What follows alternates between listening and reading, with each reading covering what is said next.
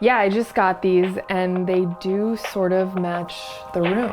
I don't know if that's a good or a bad thing. If your shoes don't match your curtains, you might as well just give up. Am I right?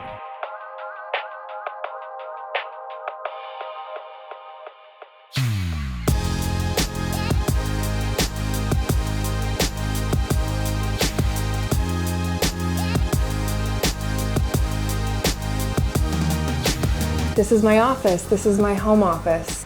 Most of my days are spent running around to meetings around the city and otherwise in our Soho office for Trove. But being in a startup means that you're working around the clock. So it was important to have this space at home where I can continue grinding. I wanted the room to sort of blend to some extent with the decor in the rest of our home, but I also wanted this space to be sort of a distinct workspace. When it comes to interior design, my style is quite eclectic, as you can see. It's really just all about balance, sort of weaving in traditional and deco and modern pieces kind of brings it all together and makes it all work. Or at least I hope it does. If you just start with pieces that really inspire you and get you excited, you can find creative ways to make them work in the space and then build the rest of the room around those pieces. In my case, it was this desk and this sort of small oriental rug beneath the desk.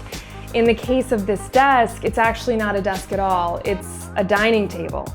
But I realized that I could easily remove the extension leaves. I love a lot of space. I found this nightstand which fits perfectly underneath it and provides that necessary extra desk storage. In the case of this oriental rug, I loved the idea of grounding the space with a sort of more traditional element, and I think it actually ends up being kind of a nice piece to sort of punctuate the desk space as the focal point of this room.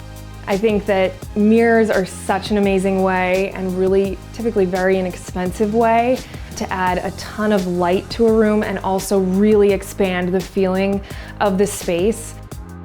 I found these industrial wall units online which were perfect for creating this sort of exposed closet area. As a style blogger, you can imagine that I have an inordinate amount of clothing and accessories coming in and out of this place.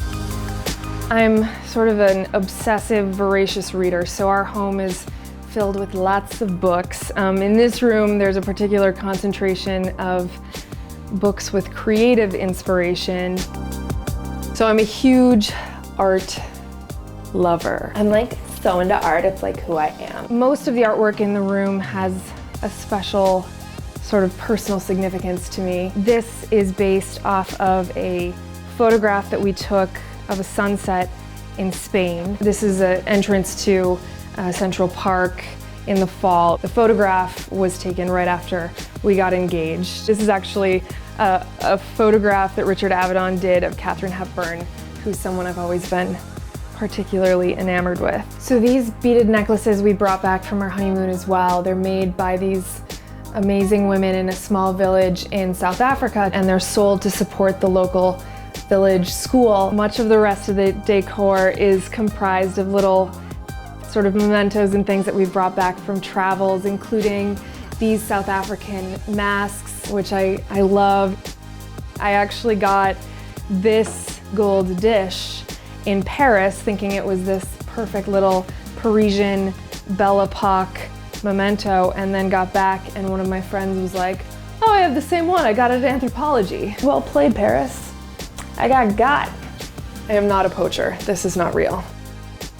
I'm obsessed with indoor plants. My mom always had tons of really cool house plants growing up, so I think that's definitely where I got it. But I just think they make such a difference in a room.